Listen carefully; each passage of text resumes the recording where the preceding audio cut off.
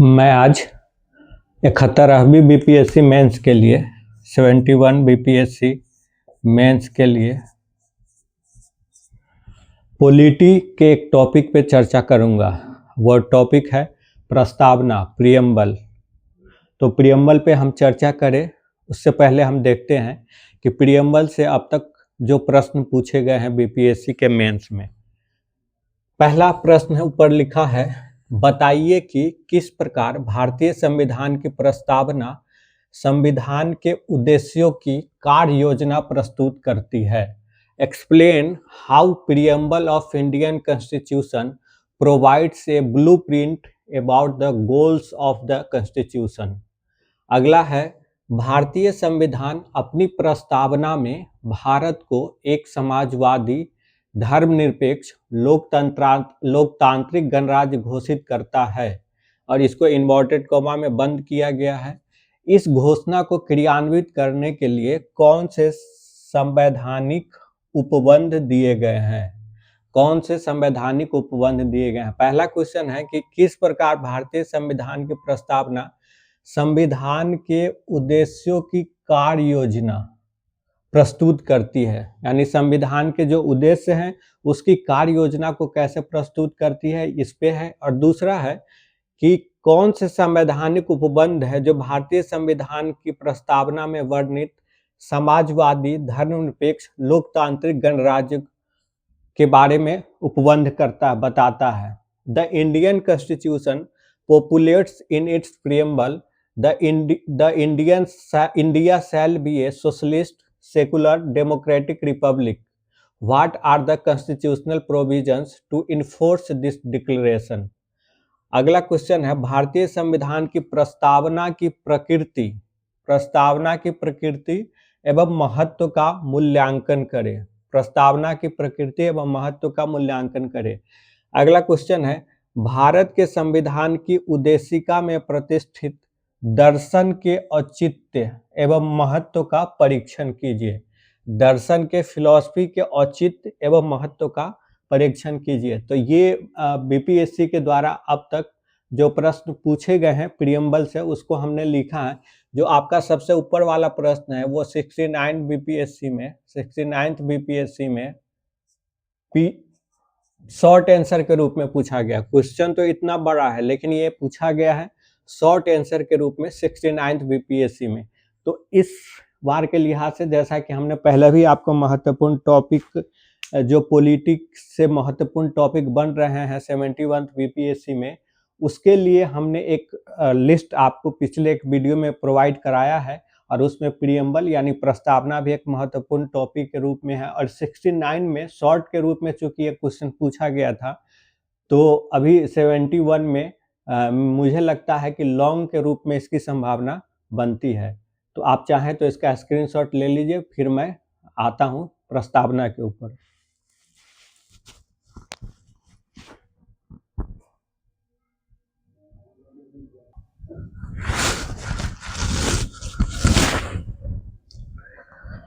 हम मेंस के फॉर्मेट पर जाए उससे पहले थोड़ा सा प्रियम्बल, हमारा जो प्रस्तावना है उसके कुछ जो की वर्ड है उसको, उसके जो शब्दावली है, महत्वपूर्ण शब्दावली, उसके अर्थ को समझ लेते हैं। ये आगे हमें बहुत सहायक होगा मेंस के आंसर लिखने में।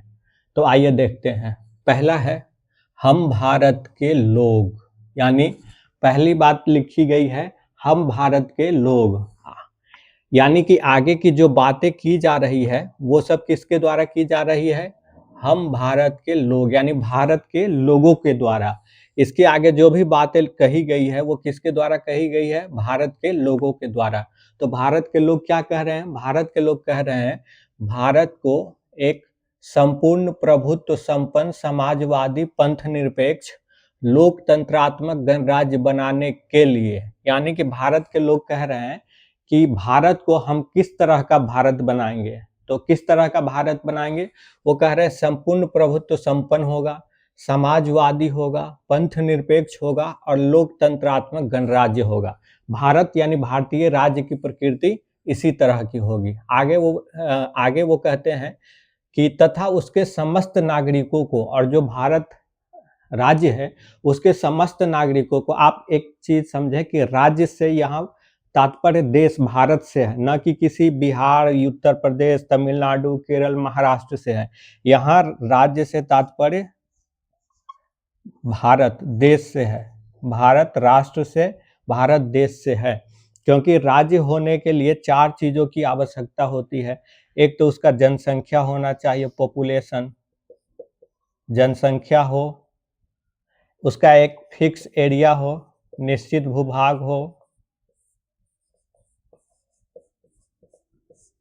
उसके बाद उसका एक सरकार हो, संगठित ऑर्गेनाइज्ड गवर्नमेंट हो, संगठित सरकार हो, और सबसे महत्वपूर्ण चीज कि उसकी अपनी एक संप्रभुता हो, उसकी अपनी एक संप्रभुता हो, संप्रभुता, यानी कि ये 4 चीजें जिसके पास होगी वही राज्य कहलाएगा। अब यहाँ संप्रभुता है, संप्रभुता से तात्पर्य है कि अपने आंतरिक और बाह्य मामलों में निर्णय लेने की स्वतंत्रता। तो आप देखेंगे कि भारत के जो प्रोविंस है, राज्य जिनको हम मानते हैं, बिहार, उत्तर प्रदेश, तमिलनाडु, केरल और तमाम लोग, उनके पास जनसंख्या है, उनका एक निश्चित भूभाग भी है, वहाँ एक संगठित सरकार भी है, लेकिन उनके पास संप्रभुता नहीं है। संप्रभुता क्यों नहीं है? क्योंकि वो विदेशी मामलों में निर्णय लेने की स्थिति में नहीं है। किसी देश के साथ किस तरह का संबंध होगा, वो उस या अंतर्राष्ट्रीय मामलों में भारत का स्टैंड क्या होगा, इस तरह के मामलों में निर्णय लेने की क्षमता किसके पास है? केंद्र सरकार के पास है। तो चूंकि राज्य जो प्रांत है हमारे, उनके पास संप्रभुता नहीं है, इसीलिए हम उनको राज्य नहीं मान सकते। राज्य होने के लिए इन 4 चीजों की आवश्यकता होती है, और ये 4 चीज किसके पास है? भारत के पास है। तो इसीलिए राज्य यहाँ भारत है। तो हमने कहा था इस तरह का राज्य हम बनाएंगे। कैसा राज्य बनाएंगे? संपूर्ण प्रभुत्व संपन्न, समाजवादी, पंथ निरपेक्ष, लोकतंत्रात्मक गणराज्य। ये हमारे राज्य व्यवस्था का लक्षण होगा। तथा नागरिकों को क्या प्रदान करेंगे? उसके समस्त नागरिकों को हम न्याय देंगे। किस तरह का न्याय देंगे? सामाजिक न्याय, आर्थिक न्याय और राजनैतिक न्याय। 3 तरह का हम न्याय प्रदान करेंगे। उसके पास स्वतंत्रता की बात है।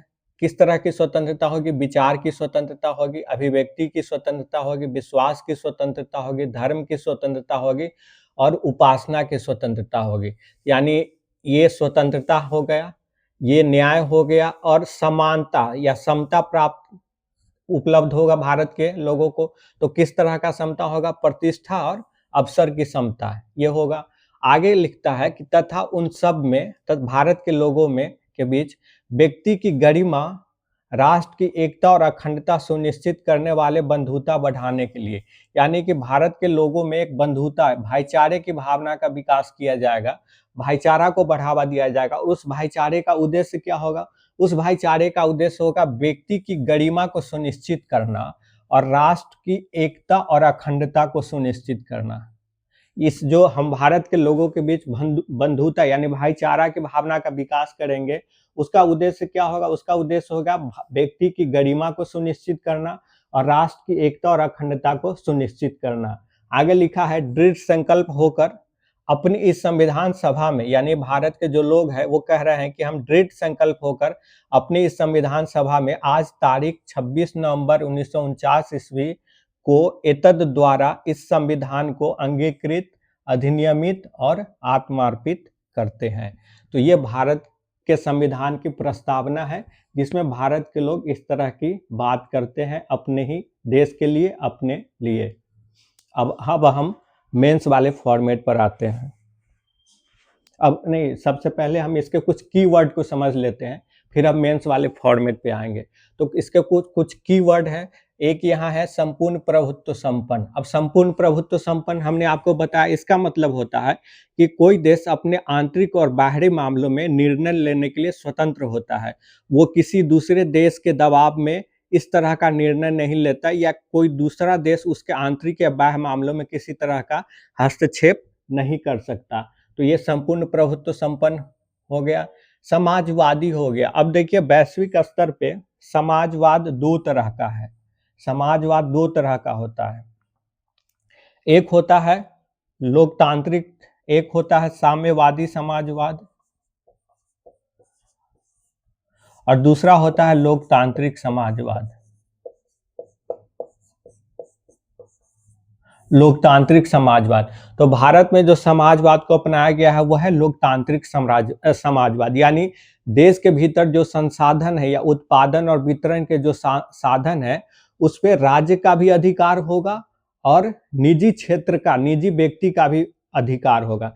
जबकि जो साम्यवादी समाजवाद होता है वहां निजी संपत्ति की अवधारणा नहीं होती, जो भी संपत्ति होती है वो सब राज्य की होती है। तो ये है समाजवाद। ये भारत किसी भी देश के भीतर संपत्ति के स्वामित्व को लेकर किस तरह की व्यवस्था होगी उसकी व्याख्या करता है। अगला करता है पंथ निरपेक्ष।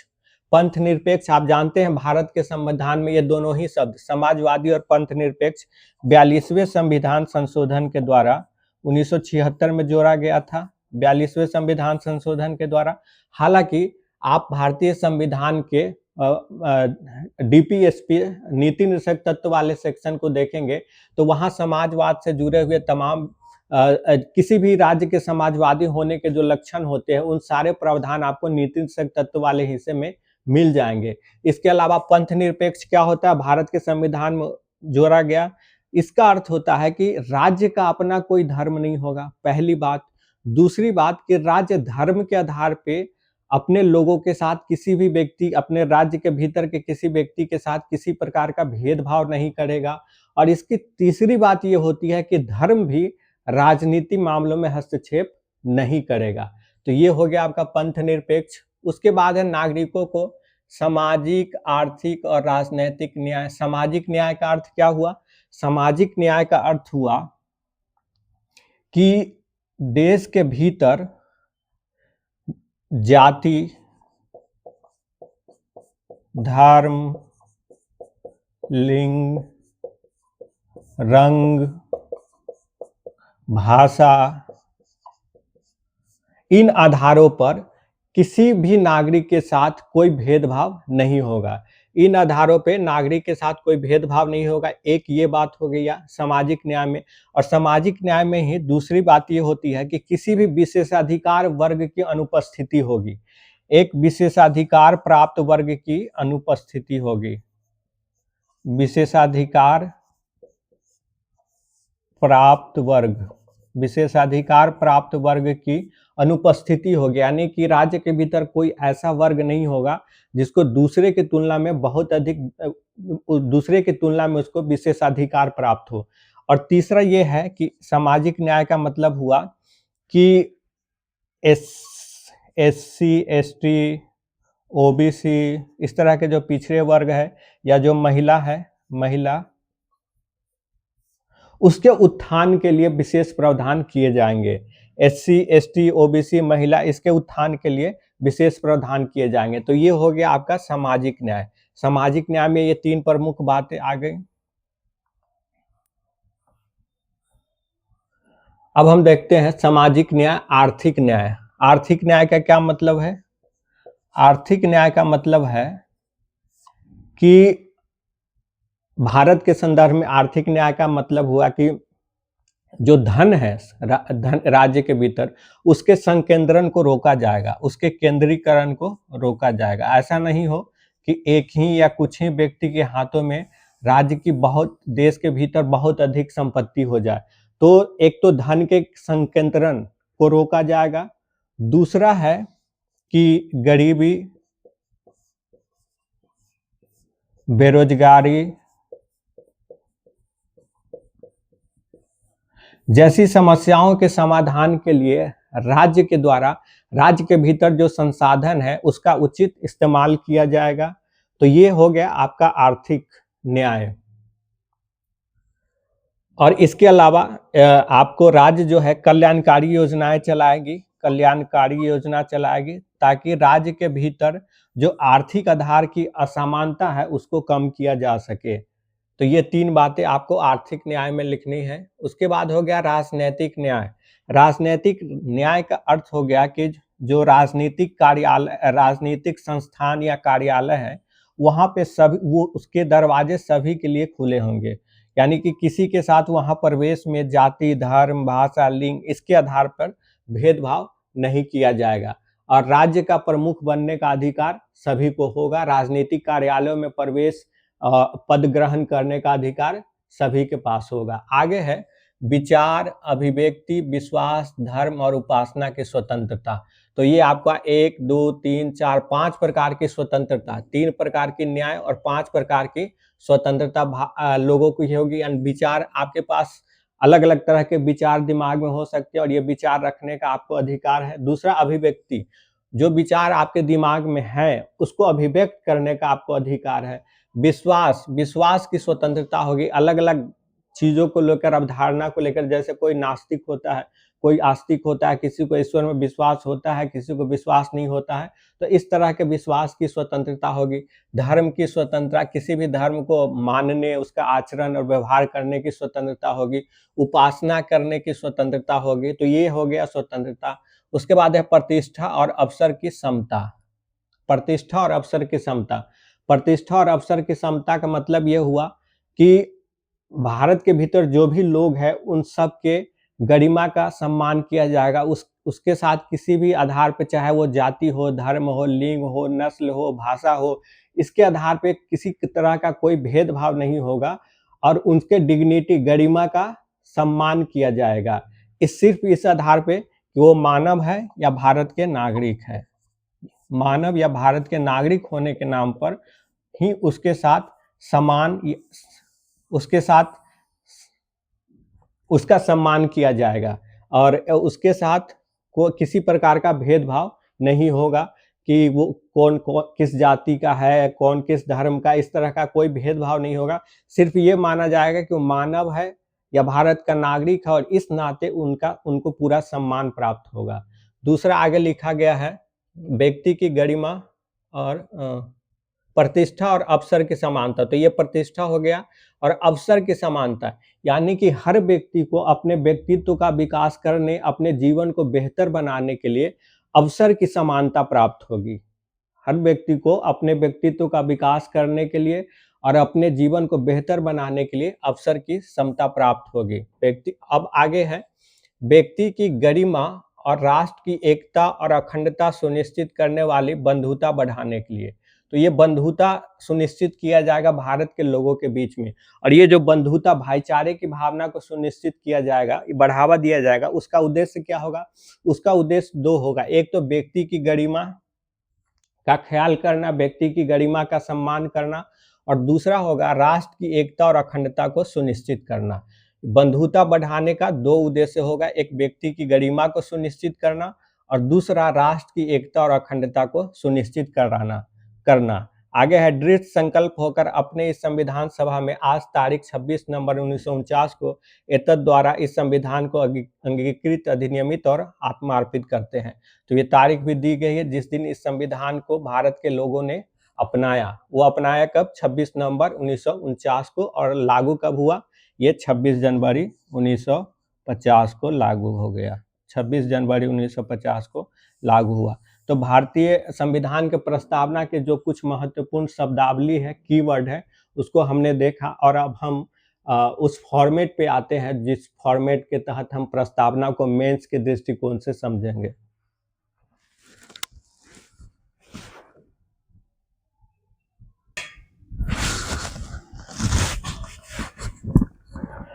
हम अब इस फॉर्मेट को देखते हैं। प्रस्तावना के विषय में अब हम क्या जानेंगे?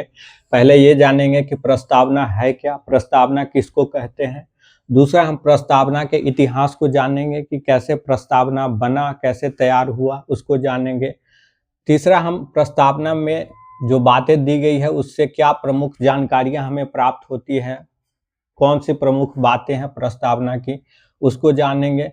फिर हम दर्शन को जानेंगे कि प्रस्तावना का दर्शन क्या है, मूल विचार क्या है, उसको जानेंगे। फिर हम इसके महत्व को जानेंगे कि प्रस्तावना का महत्व क्या है भारतीय राज्य व्यवस्था के भीतर। आगे हम न्यायिक विवेचन को देखेंगे कि प्रस्तावना को लेकर के न्यायालय में अलग अलग मामलों में किस तरह के जजमेंट दिए गए हैं, प्रस्तावना को लेकर न्यायपालिका के द्वारा क्या कहा गया अलग अलग केस में, हम उसको देखेंगे।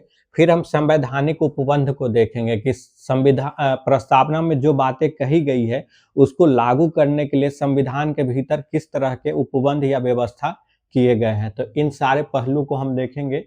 आइए यहाँ से शुरू करते हैं। क्या है प्रस्तावना, क्या है इसको देखते हैं। तो प्रस्तावना किसी भी संविधान के प्रारंभिक परिचय, किसी भी संविधान के प्रारंभिक परिचय, प्रारंभिक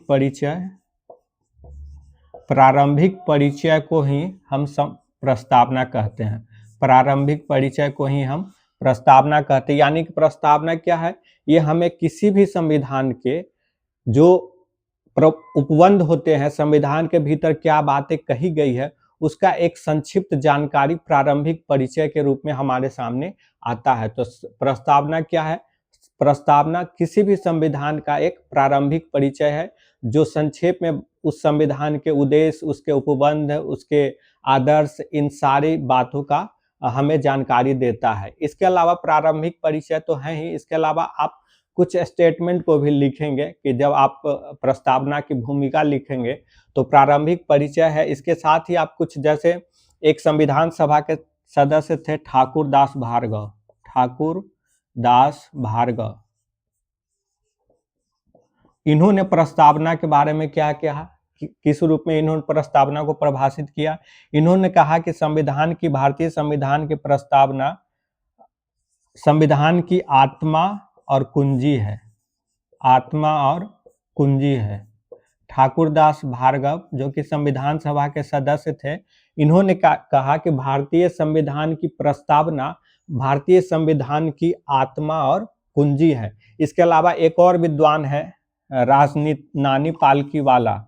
नानी पालकीवाला एक विद्वान थे। उन्होंने प्रस्तावना को किस रूप में परिभाषित किया, उन्होंने कहा कि प्रस्तावना संविधान का परिचय पत्र है। प्रस्तावना क्या है, संविधान का परिचय पत्र है। इस तरह और भी कई लोगों के संविधान की प्रस्तावना को लेकर बातें, स्टेटमेंट दिए गए हैं, विचार रखे गए हैं। उनमें से जो आपको पसंद आए उसको लिख सकते हैं। यहाँ हमने दो की चर्चा की। ठाकुर दास भार्गव जो कि संविधान सभा के सदस्य थे, उन्होंने प्रस्तावना को लेकर के कहा कि भारतीय संविधान की प्रस्तावना संविधान की आत्मा और कुंजी है। इसके अलावा एक विद्वान थे नानी पालकीवाला, उन्होंने कहा कि प्रस्तावना संविधान का परिचय पत्र है।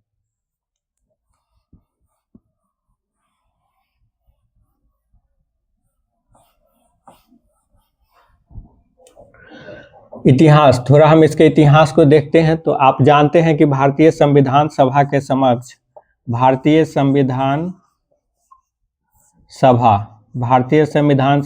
समक्ष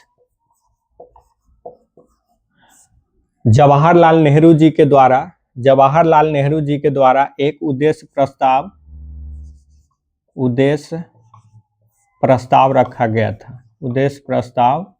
रखा गया था।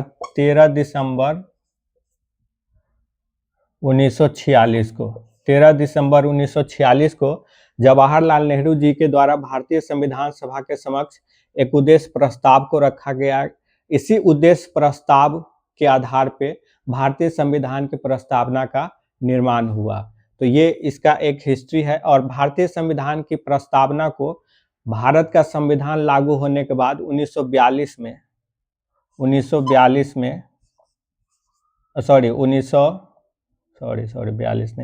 संशोधन है। 1976 में 42वें संविधान संशोधन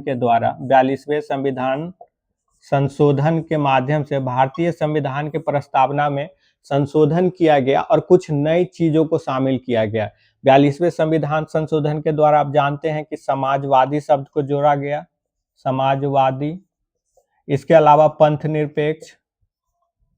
निरपेक्ष और एक और शब्द को जोड़ा गया, वो है अखंडता।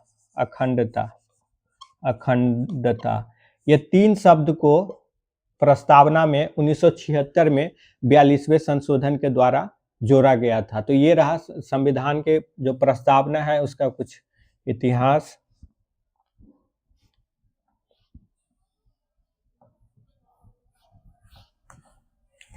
आगे हम देखते हैं संविधान की इस प्रस्तावना से हमें जो प्रमुख जानकारियां मिलती है, जिसकी प्रासंगिकता भी हमारे लिए है, वो क्या है? एक तो है संविधान की सत्ता के स्रोत।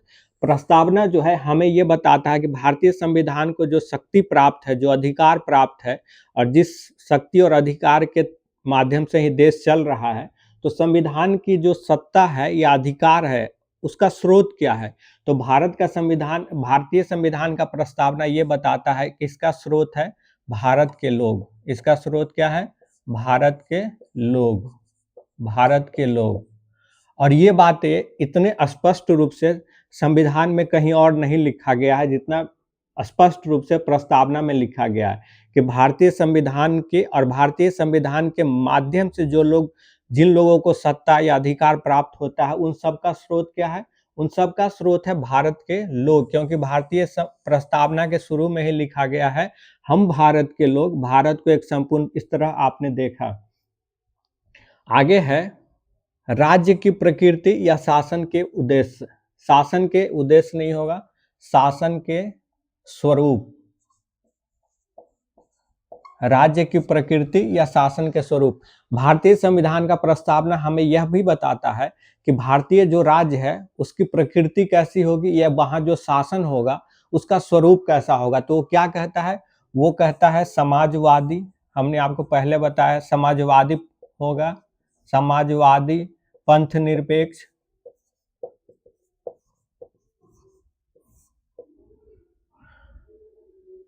संपूर्ण प्रभुत्व संपन्न। संपूर्ण भारतीय राज्य की प्रकृति कैसी होगी? संपूर्ण प्रभुत्व संपन्न, संपूर्ण प्रभुत्व संपन्न,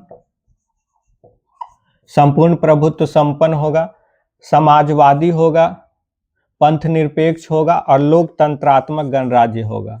लोकतंत्रात्मक गणराज्य, लोकतंत्रात्मक गणराज्य। तो भारतीय राज्य या भारतीय शासन व्यवस्था की प्रकृति कैसी होगी? वो संपूर्ण प्रभुत्व संपन्न होगा, समाजवादी होगा, पंथ निरपेक्ष होगा और लोकतंत्रात्मक गणराज्य होगा। संपूर्ण प्रभुत्व संपन्न तो हमने आपको पहले बताया था, समाजवादी भी बताया था, पंथ निरपेक्ष भी बताया था, लोकतंत्रात्मक गणराज्य हमने वहां नहीं बताया था। तो लोकतंत्रात्मक गणराज्य, एक तो लोकतंत्र का मतलब ये हो गया यहाँ की जो सरकारें होगी वह जनता के द्वारा चुनी गई होगी और जनता के प्रति ही उत्तरदायी होगी। तो लोकतंत्र की ये प्रमुख बातें ये है कि यहाँ की सरकार जनता के द्वारा चुनी जाएगी और जनता के प्रति ही उत्तरदायी होगी।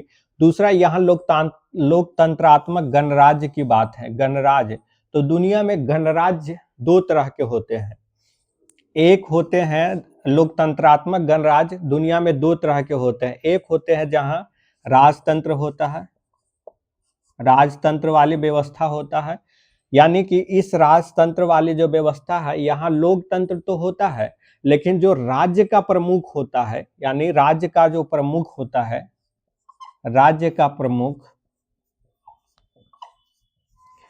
वह वंशानुगत होता है, वंशानुगत होता है, वंशानुगत होता है। तो जो राजतंत्र वाली व्यवस्था है, जिस गणराज्य, एक गणराज्य वो हुआ जहां राजतंत्र वाली व्यवस्था होती है, वहां क्या होता है, बाकी सारे मामले में तो लोकतंत्र होता है, चुनाव के माध्यम से ही कार्य होते हैं। लेकिन जो राज्य का प्रमुख होता है, जो राज्य का मुखिया होता है, उसका चुनाव जनता के माध्यम से नहीं होता है, बल्कि वो वंशानुगत होता है, यानी वंश परंपरा के आधार पर चलता है। जैसे आप ब्रिटेन को देखिए, वहां आज भी राजा रानी और इस तरह की व्यवस्था है। जापान में भी इसी तरह की व्यवस्था है, वंशानुगत है। लेकिन भारत में जो राज्य के प्रमुख है, हमारे भारत में जो राज्य के प्रमुख है, वो जनता के द्वारा या जनता के चुने हुए प्रतिनिधियों के माध्यम से, जनता, हमारे जो गणराज्य है, हमारे यहाँ के जो लोकतंत्र है वो गणराज्य है। गणराज्य का मतलब यही हुआ कि जो राज्य का प्रमुख है उसका चुनाव या तो जनता प्रत्यक्ष रूप से करेगी या जनता के चुने हुए प्रतिनिधि करेंगे। तो हमारे यहाँ जो गणराज्य के प्रमुख कौन है? राष्ट्रपति। हमारे यहाँ गणराज्य के प्रमुख है राष्ट्रपति। और इन राष्ट्रपति का चुनाव किसके द्वारा किया जाता है? हम जनता के द्वारा चुने गए प्रतिनिधि, जनप्रतिनिधियों के द्वारा, जनप्रतिनिधियों के द्वारा, प्रतिनिधियों निधियों के द्वारा, जनप्रतिनिधियों के द्वारा किया जाता है। तो लोकतंत्रात्मक गणराज्य को हमने एडॉप्ट किया है और इसका मतलब हुआ कि यहाँ राज्य का जो प्रमुख है, जो राज्य का प्रमुख है वो कैसा होगा, वो राज्य का प्रमुख निर्वाचित होगा, न कि वंशानुगत। और उनका निर्वाचन किसके द्वारा किया जाएगा, या तो डायरेक्ट जनता के द्वारा किया जाएगा या फिर जनता के चुने हुए जनप्रतिनिधियों के माध्यम से किया जाएगा। तो हमारे यहाँ लोकतंत्रात्मक गणराज्य है, लेकिन ब्रिटेन या जापान का जो गणराज्य है वो लोकतंत्रात्मक नहीं है, राजतंत्रात्मक गणराज्य है, क्योंकि वहां जो राज्य के प्रमुख होते हैं वो वंश परंपरा के आधार पर होते हैं।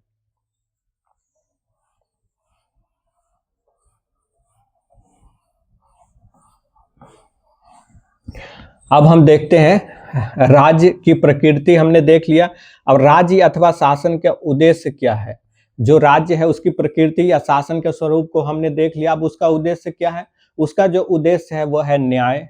राज्य के भीतर क्या सुनिश्चित करना है, न्याय, समानता, स्वतंत्रता,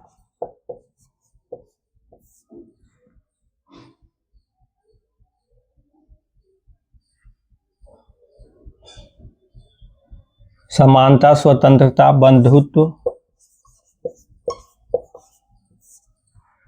व्यक्ति की गरिमा,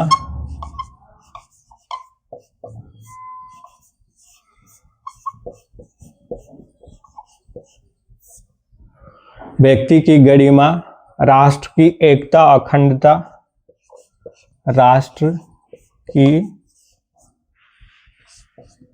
एकता, अखंडता। तो शासन का उद्देश्य क्या है या राज्य का उद्देश्य क्या है। राज्य का उद्देश्य है भारत के नागरिकों के बीच न्याय की भावना का विकास करना, यानी न्याय आधारित व्यवस्था का निर्माण करना। एक ऐसी व्यवस्था का निर्माण करना जहां नागरिकों, लोगों के बीच समानता हो, लोगों को स्वतंत्रता, कई तरह की स्वतंत्रता प्राप्त हो ताकि अपने व्यक्तित्व का संपूर्ण विकास कर सके। स्वतंत्रता इसलिए भी प्राप्त हो ताकि जो सरकारें हैं वो जनता के प्रति उत्तरदायी हो, इसको सुनिश्चित करना भी स्वतंत्रता, इसको सुनिश्चित करना भी स्वतंत्रता का उद्देश्य है। स्वतंत्रता का यह भी उद्देश्य है कि राज्य को जो अधिकार प्राप्त है वो राज्य उस अधिकार को लेकर के तानाशाह न हो जाए, तो राज्य पे अंकुश रखना भी इसका उद्देश्य है। उसके बाद बंधुत्व, यानी लोगों के बीच भाईचारे का विकास करना, और इस भाईचारे का जो विकास है उसका उद्देश्य क्या है, एक तो व्यक्ति की गरिमा को सुनिश्चित करना और दूसरा राष्ट्र की एकता और अखंडता को सुनिश्चित करना। तो राज्य का उद्देश्य है, इसकी जानकारी हमें मिलती है। और चौथी जो जानकारी हमें प्रस्तावना से मिलती है, चौथी जो जानकारी हमें प्रस्तावना से मिलती है वो है संविधान लागू होने की तारीख। और वो संविधान लागू होने की तारीख का कब है, 26 नवंबर 1949, 26 नवंबर 1949। और ये संविधान लागू होने की तारीख आपको भारतीय संविधान के भीतर प्रस्तावना के अलावा कहीं किसी दूसरे हिस्से में इसका वर्णन नहीं है। तो ये संविधान लागू कब हुआ इसकी तारीख हमें यहीं से प्राप्त होती है, प्रस्तावना से, और वो तारीख है 26 नवंबर 1949। अब हम आते हैं दर्शन पे कि भारतीय संविधान का दर्शन क्या है। दर्शन की चर्चा तो हमने आपको कर लिया, न्याय, स्वतंत्रता, समानता, बंधुत्व, राष्ट्रीय एकता और अखंडता, यही संविधान का दर्शन है। और जो राज्य का उद्देश्य है वही संविधान का दर्शन है जो राज्य का उद्देश्य है। हम आते हैं अब राज्य के महत्व पर, ये सब प्रस्तावना के महत्व पर।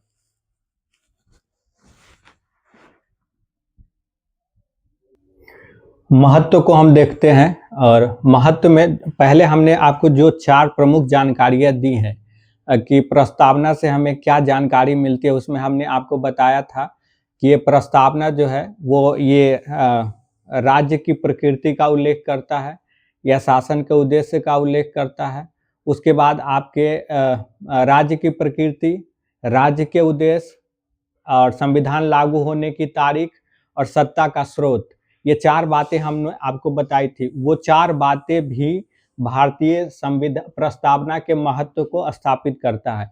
तो महत्व जब आप लिखेंगे तो वो 4 बातें जो है उसको भी लिखेंगे। उन 4 बातों के अलावा ये क्या है, आधारभूत दर्शन। और इसका महत्व क्या है? ये आधारभूत दर्शन, भारतीय संविधान की प्रस्तावना भारतीय संविधान जिस आधारभूत दर्शन पे आधारित है उसका भी उल्लेख करता है, जैसे न्याय, स्वतंत्रता, समानता, बंधुत्व। इस तरह के जो भी हमारे आधारभूत दर्शन है जिस पे भारतीय संविधान आधारित है, उस आधारभूत दर्शन का उल्लेख भी भारतीय संविधान की प्रस्तावना के द्वारा किया जाता है। दूसरा, शासक वर्ग के दायित्व। जो लोग सत्ता और सरकार में होते हैं उनका क्या दायित्व है, जनता के प्रति उनकी क्या भूमिका है, इसका भी उल्लेख प्रस्तावना में किया जाता है। जिसमें आप देखते हैं कि न्याय है, सामाजिक, आर्थिक, राजनीतिक न्याय, ये तरह की जो और बातें हैं वो सब शासक का उद्देश्य है, शासक वर्ग का दायित्व है। तीसरा है संविधान निर्माताओं के विचार। प्रस्तावना से हमें संविधान निर्माता हमारे क्या सोच रहे थे, उनके विचार क्या थे, उनके सपने क्या थे, इसकी भी जानकारी हमें प्राप्त होती है। चौथा है संविधान की व्याख्या में सहायक।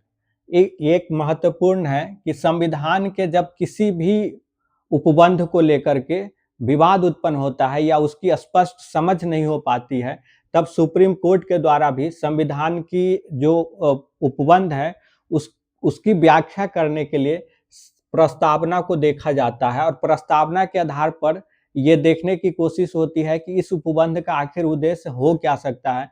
तो इस तरह सुप्रीम कोर्ट में जब संविधान की व्याख्या होती है तो उसमें भी प्रस्तावना महत्वपूर्ण हो जाता है और प्रस्तावना को ध्यान में रख करके सुप्रीम कोर्ट ने कुछ संविधान की व्याख्या की भी है, कुछ उपबंधों की। तो इस तरह जब जटिल परिस्थिति उत्पन्न हो जाती है कि संविधान के किसी उपबंध को लेकर के, तब ऐसे में हमारे जो प्रस्तावना है वो एक प्रकाश स्तंभ के रूप में काम करता है।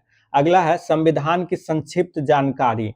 तो आप जानते हैं कि प्रस्तावना संविधान का एक प्रारंभिक परिचय होता है, तो प्रस्तावना का महत्व इसमें भी है कि प्रस्तावना को पढ़कर ही हमें यह संक्षेप में ये जानकारी मिल जाती है कि किसी संविधान का उद्देश्य क्या है, उसका आधार क्या है, उसके विचार क्या है और वो संविधान किस तरह की व्यवस्था की स्थापना करना चाहता है किसी देश के भीतर।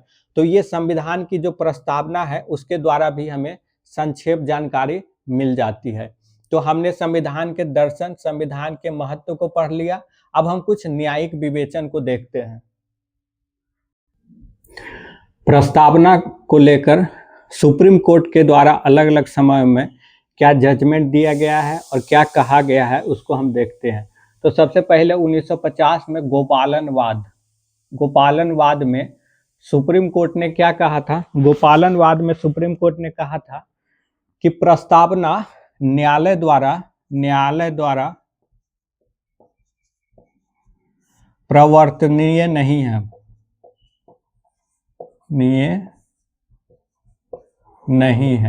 यानी कि प्रस्तावना की बातों को न्यायालय के द्वारा लागू नहीं करवाया जा सकता। तो गोपालनवाद 1950 में सुप्रीम कोर्ट ने कहा कि प्रस्तावना, भारतीय संविधान की प्रस्तावना न्यायालय के द्वारा प्रवर्तनीय नहीं है, यानी कि न्यायालय के द्वारा उसे लागू नहीं करवाया जा सकता। उसके बाद 1960 का बेरूबारी संघवाद, 1960 का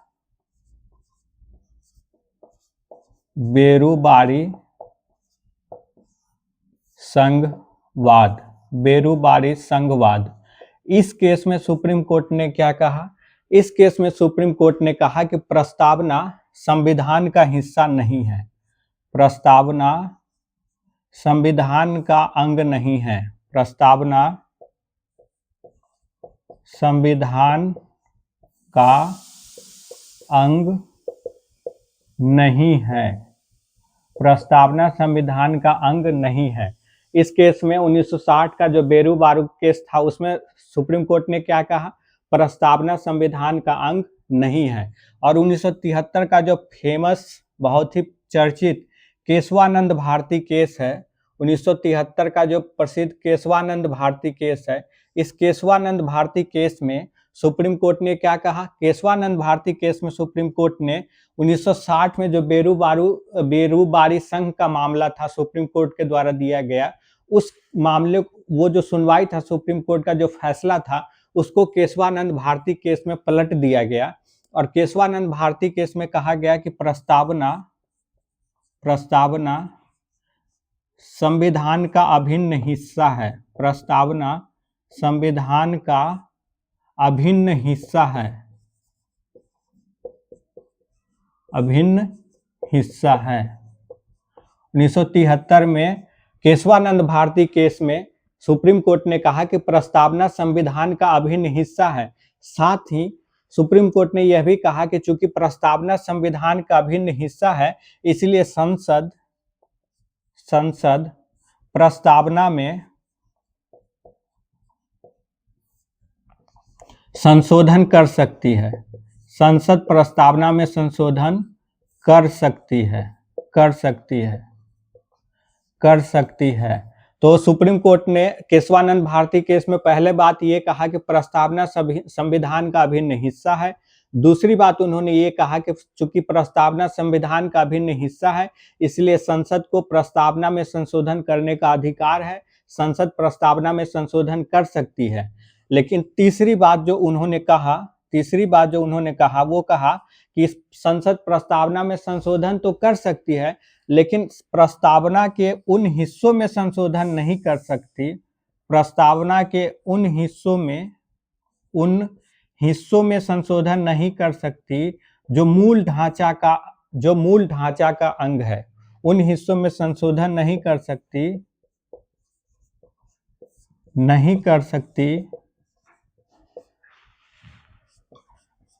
जो संविधान के मूल ढांचा का हिस्सा है। मूल ढांचा, बेसिक स्ट्रक्चर मूल ढांचा का हिस्सा है। आप जानते हैं कि 1973 में केशवानंद भारती वाद में ही सुप्रीम कोर्ट ने संविधान के मूल ढांचे की संकल्पना का प्रतिपादन किया था। पहली बार मूल ढांचा की संकल्पना 1973 के केशवानंद भारती केस में ही सुप्रीम कोर्ट के द्वारा दिया गया था। तो केशवानंद भारती केस प्रस्तावना के लिहाज से भी काफी महत्वपूर्ण हो जाता है, क्योंकि कई सारी बातें प्रस्तावना को लेकर के केशवानंद भारती केस में सुप्रीम कोर्ट के द्वारा कहा गया था। सुप्रीम कोर्ट के फैसले में क्या कहा गया? पहली बात कहा गया कि प्रस्तावना संविधान का अभिन्न हिस्सा है। इससे पहले बेरोबारी संघवाद में कहा गया था कि प्रस्तावना संविधान का हिस्सा नहीं है, लेकिन उस फैसले को केशवानंद भारती केस में पलटते हुए सुप्रीम कोर्ट ने कहा कि यह संविधान का हिस्सा है। दूसरी बात सुप्रीम कोर्ट ने कहा कि संसद प्रस्तावना में संशोधन कर सकती है, क्योंकि प्रस्तावना संविधान का हिस्सा है और संविधान में संशोधन करने का अधिकार संसद को प्राप्त है, इसलिए संसद प्रस्तावना में भी संशोधन कर सकती है। तीसरी बात उन्होंने कहा कि संसद प्रस्तावना में संशोधन तो कर सकती है, लेकिन संसद प्रस्तावना के उन हिस्सों में संशोधन नहीं कर सकती है जो मूल ढांचे का अंग है। तो केशवानंद भारती केस में ये बातें प्रस्तावना को लेकर सुप्रीम कोर्ट में कही गई।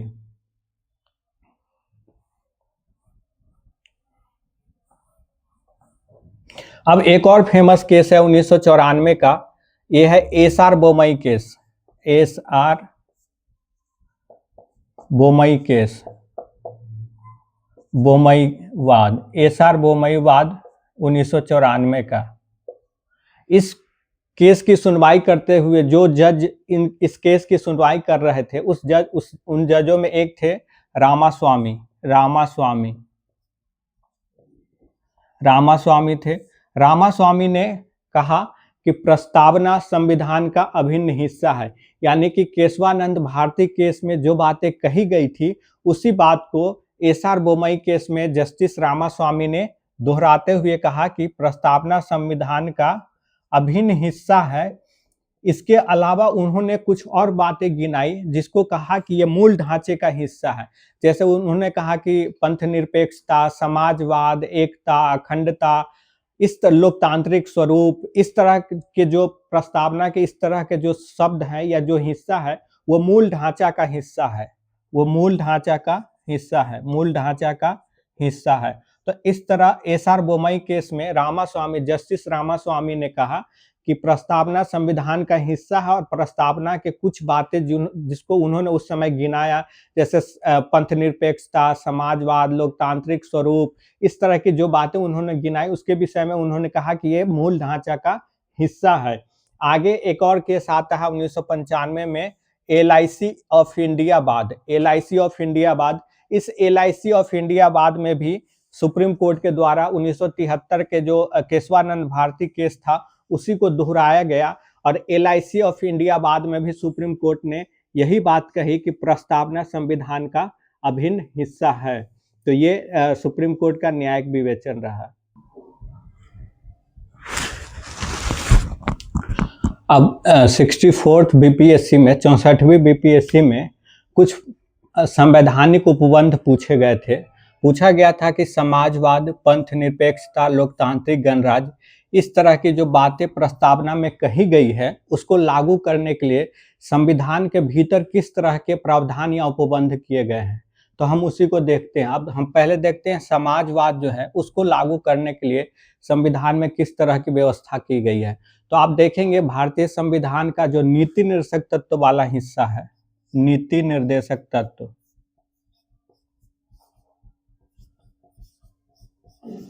जो नीति निर्देशक तत्व वाला हिस्सा है उसके कुछ अनुच्छेद, जैसे आप 38 को देखिए, 39 को देखिए, और 41 को देखिए, 43 को देखिए, 46 को देखिए, 47 को देखिए। इस तरह जो नीति निर्देशक तत्व के ये अनुच्छेद हैं, इसके प्रावधान को जब आप देखेंगे तो आपको स्पष्ट होगा कि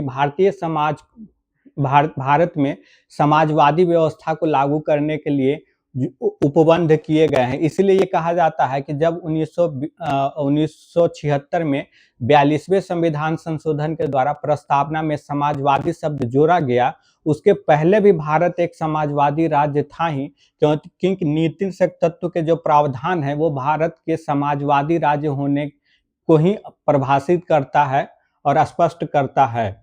तो 38 में क्या कहा गया है? अनुच्छेद 38 में कहा गया है कि राज्य के द्वारा एक ऐसी सामाजिक व्यवस्था का निर्माण किया जाएगा जिससे कि लोगों का अधिक से अधिक सामाजिक और आर्थिक कल्याण सुनिश्चित हो सके।